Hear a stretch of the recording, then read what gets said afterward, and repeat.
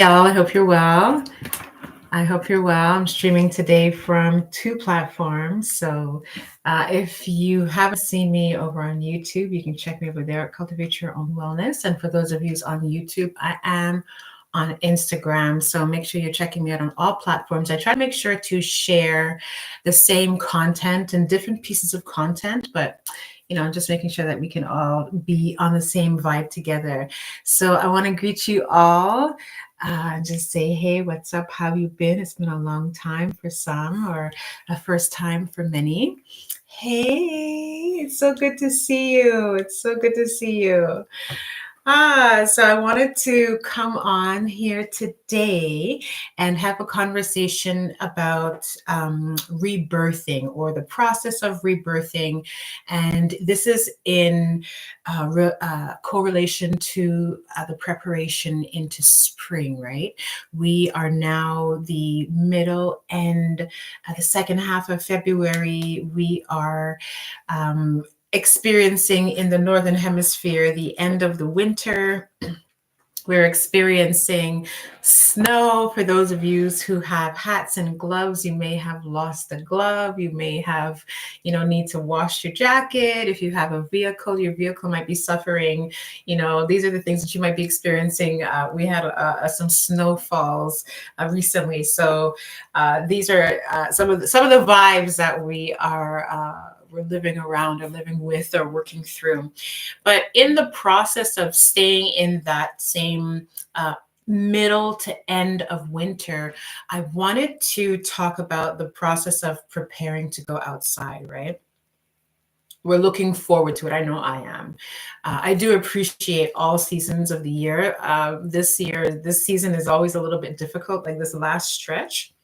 But I still appreciate it because it also coincides with that feeling of just about to give birth, that pre-gestational period, right? That final trimester before a woman is about to give birth. This time of the year actually coincides with a couple of other holidays that people acknowledge, holidays or environmental or geographical days to remember, like example, like Groundhog Day, right? So in Northern Hemisphere, I'm not sure if this is the same thing in other areas of the world, but we use around the 2nd of February to celebrate what we would call Groundhog Day, when the groundhog is supposedly known to come out from its burrow underneath the ground to check to see if it sees its shadow on the ground. If it does, it signifies that spring, the 21st of March, give or take around that time of the year, is about 6 weeks away. And if it doesn't see its shadow, it means that spring is still on its way. It isn't within that same time frame. And so what I found to be interesting was that there are a few what we would call maybe indigenous or some people would say more pagan or earth-centered beliefs around the seasons. And if we're looking at what the natural cyclical function of a season is doing, usually around the time of February going into March, many animals may be pregnant, big with belly, preparing to give birth in the spring. We can also equate this when we look at just the gestational period of what winter represents, is like a hibernation aspect of ourselves. So we go deep within. You may not be as extroverted, you may not be doing all of the things, but you might be engaging in a way that's preparing you to come out into the open in the spring when the weather is warmer. And so this is the same thing as like a 9-month gestational period of a pregnant woman. And so around that same, I know it's long-winded, but I want to make sure you understand. So around that February 2nd time of year, we have what's celebrated as Imbolc, which is a symbol of fertility, right, which is symbolized by the pregnant woman who is preparing to give birth. This is also celebrated in the Yoruba and Santeria through the deity known as Oya. She represents the energy of the color maroon, the energy of the marketplace, and she also is someone who helps to midwife children and people who have transitioned from life into death. And so, based off of this information, right, that idea, I wanted to take from that idea of pregnancy or that pre-birth, just before being born, or that rebirthing period. What have you been working on? What have you been focusing on? What have you completed? Where are you now setting your sights? What is the next level of your project? What is the new project that you're going to begin? And how are you getting ready to spring into action, right? And so this has to do with understanding the launch pad that you're creating for yourself in this rebirthing process, understanding the groundation, the foundation that you're standing on, and understanding how to take those opportunities and what's the word? Take advantage of the low-hanging fruit. Hell yes, I'm in hibernation, rest and relaxation, self-care period. Listen, if you can get into those moments and have those seasons, those are the moments of actual regeneration, right? When people talk about starting from movement and action, I actually think it's starting from rest and relaxation. So I say go for it. Take as much as you need, right? And so another reason why I wanted to talk about this was because there's always this conversation about taking action, moving forward, wanting to get things done, ready for something to happen, but things around you are not moving forward, right? And I think this is something that everyone at some point of their life experience, of their evolution, you've probably heard this more than once, right? I hope you have, because we are constantly learning anew, we're constantly starting afresh. They're on your journey, on your way to the outcome, right? Because I think that everything is more of an outcome or a milestone, not necessarily a goal, or more like a goal post. Because once you've achieved the goal that you're searching for, you've usually moved on from that goal and you're looking to conquer the next thing. So I kind of see them as outcomes that you want to see take place as you're moving forward, as you're evolving along.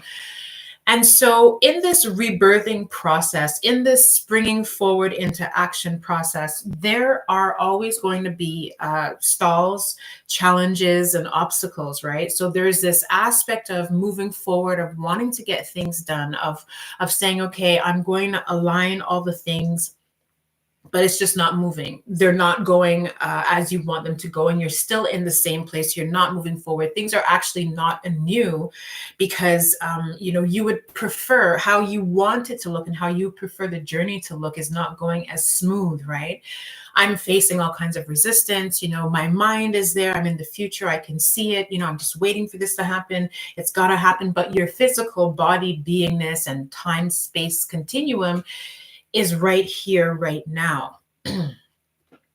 Right? So how do we coincide? How do we, that's not exactly the word that I wanted to, reconcile, right? How do we reconcile the two of them? I mean, if you don't have specific techniques that you have learned, have developed, have been using, can see, what can you do? Because basically, there's this process of feeling as though you're treading in place. You're not going anywhere. Things are maybe not working for you, or the season itself is giving you, hey, we have to be quiet right now because, the flowers are only blossom in April and it's, middle of February, right? So one of the things that I like to remind people to do is to, first of all, slow down, because that's what the season is asking you to do. When you're looking at wellness, when we're looking at health, when we're looking at stepping into an ease and flow, an ebb and flow, but also understanding how to connect with your higher self, one of the things you have to learn to do is recognize what the energy around you is asking you to do, right? If the energy around you is saying, okay, don't push, don't force, time to be quiet, time to rest, then this is what you should be doing. So this is the first thing. What is the energy around you telling you to do? The second thing is to gather the tools that you think you need. This is a little bit of a catch-22 because sometimes the tools that we think we need are based off of the principles and the core values that require excessive movement, right? Things that don't necessarily revolve around the goals or the outcomes that we're working towards. And this is something that I want us to keep in mind as well. Oftentimes when we talk about, being rebirthed and moving into the next phase of ourselves, it's like, okay, well, I'm going to straighten out the papers and I'm going to go to the gym. I'm going to get physically fit. I'm going to eat well, and I'm going to start doing these facials, right? These are usually what we experience when it comes to this, moving into this new aspect of ourselves. But one of the reasons why I'm asking you to slow down is because there's more to it. There's usually more to it.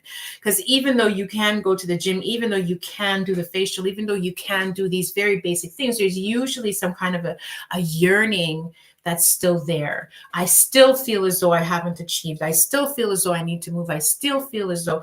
And so what is that? And it's getting you to see that the season is requiring you to be quiet so that you can pay attention to the deeper aspects of your physical being, of your emotional being, of your mental being, and of your spiritual being, right?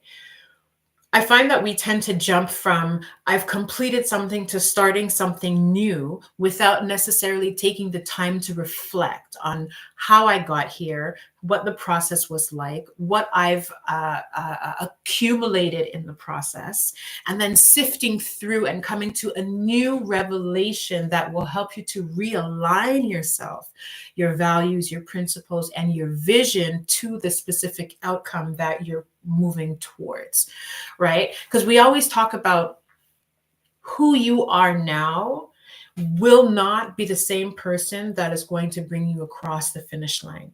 And this is true. You're evolving. We're continuously changing. Why? Because you have data feedback. You have metrics from whatever it is that you've just done, that you've succeeded, that you've failed from, the experience that you've now gained information from. Now you can, normally what you would do is you would reevaluate, right? Whether it's a work project, school project, or a self-help project, right? You would reevaluate it and say, okay, what's fitting and what isn't.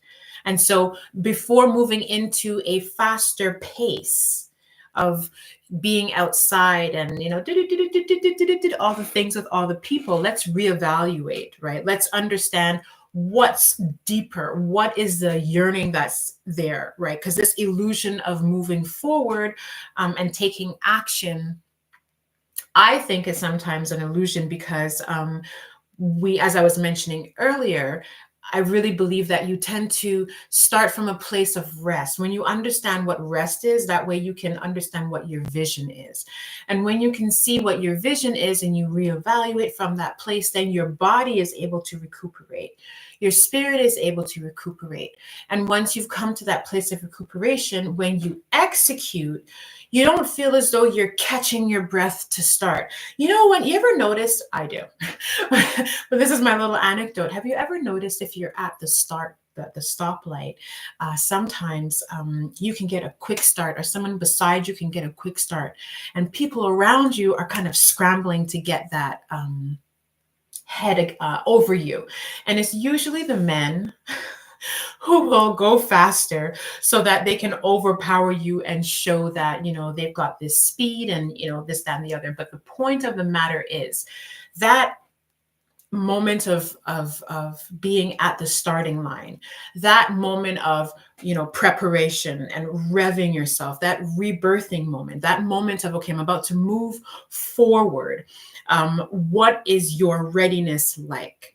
Right? So like I said, you're not starting from the starting line. You're not starting from go. You're starting from your prep. And if you haven't done the reevaluations in your prep to say, okay, what is my actual baseline standard of health in this new season that I'm moving forward?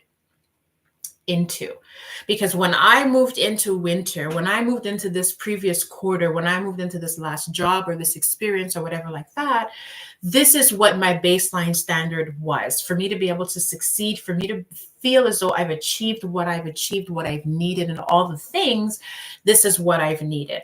These are the lessons that I have now. Well, from this quietude, from this season of winter, from this season of studies, from this season of work, from this quarter in my business, from this experience, this last year in my relationship, from this new breakup, from this, do you understand where I'm coming from? Are you picking up what I'm putting down? When we have a time to sit and understand, okay, I can see the vision now. In my space of quietude, that might make me nervous because I feel as though I have to be doing all the things. That's not necessarily true.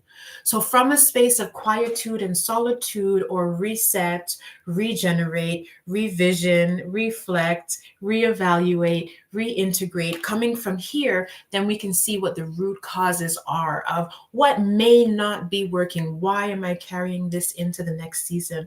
Or maybe this is finally starting to work because I have accepted this within myself, or I am now applying this new technique or this new, technological something of the nature into my process, into my daily process, into my life, right? Into my family, into life with my children, into my intimate relationship, into my, work, into my job, into my career. So when we spend a little more time paying attention to the nuances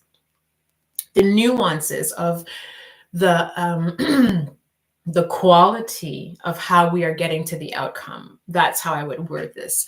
Because, we have the outcome, we have our goals, and we're always looking at, I need to arrive at the outcome, but it's really the quality and the nuances of how you deal with each circumstance in the moment. Why? Because those textures build upon your character, right? And they develop you into that next place that you're going. And so this gives you a deeper quality of reflection. So when you arrive at the starting line, right, and the light goes green and you go, boop, and you're gone to go, you feel rested, you have a vision, you're not stepping with the weight of what is no longer applicable to your circumstance.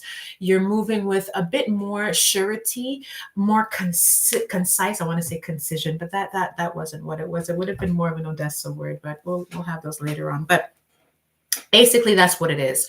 You have now created more of a launch pad that has the capacity to support a faster takeoff. When we were dancing, we would talk about the landing of the body, right? You can see when somebody knows how to move their physical body, when someone sait comment gérer leur corps, leur poids, when someone knows how to move their weight, they can move quickly without creating a big scene or looking as though they're trying to catch themselves.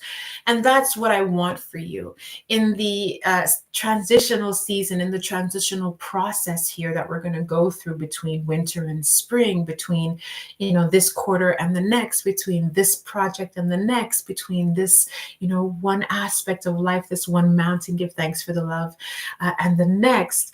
I want, when you are looking at your rebirthing process, because it's an everyday thing, it's an every month thing, it's an every season thing, but there's layers to it. I want you to spend a bit more time reflecting on that. What do I need? What are my wants? Is the desired outcome, are my core values in alignment with the desired outcome?